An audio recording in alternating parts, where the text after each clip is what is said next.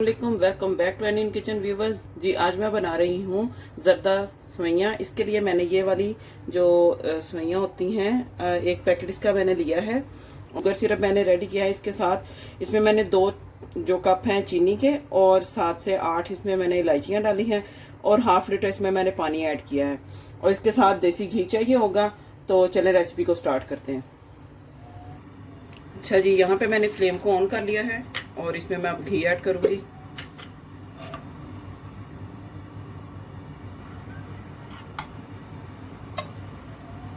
घी ज़्यादा नहीं ऐड करना है, बस आपने ये वाला चम्मच जो है 1.5 आप इसमें डाल दें। जी, जब घी थोड़ा सा गर्म हो जाएगा तो इसमें मैं ये जो सवैयाँ हैं ये मैं डाल दूँगी।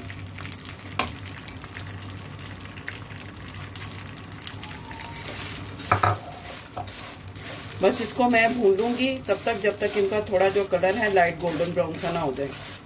इनको आपने मतलब साथ साथ इनको इसका चम्मच जो है चलाते रहना है ताकि ये जले नहीं। फ्लेम मीडियम रखनी है, हाई फ्लेम पे नहीं करना, नहीं तो ये जल जाएंगी और उसका जो टेस्ट है वो ख़राब हो जाएगा।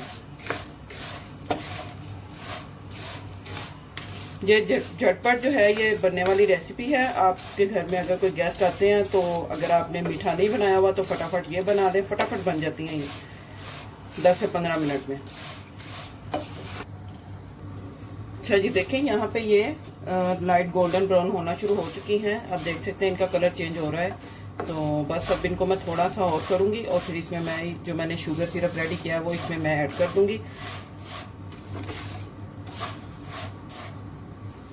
जी, यहाँ पे आप देख सकते हैं जो इसका कलर है सवैयों का वो चेंज हो चुका है, लाइट गोल्डन ब्राउन सी हो गई है। अब इसमें मैं एहतियात के साथ ये जो जी, अब इसमें मैं ये जो शुगर सिरप है ये मैं इसमें एहतियात से डाल दूंगी।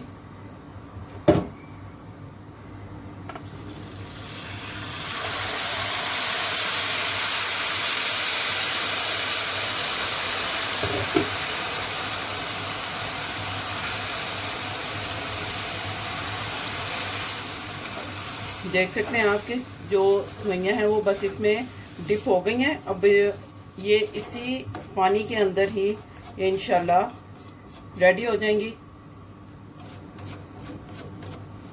चले अब मैं इनको कवर कर देती हूँ और फिर मैं आपको इसकी लुक दिखाती हूँ।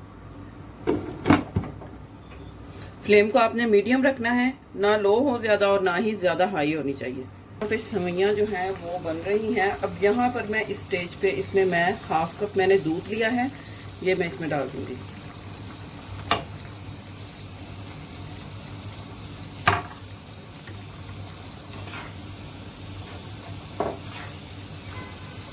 बस, और अब इसको मैं दोबारा से कवर कर दूँगी।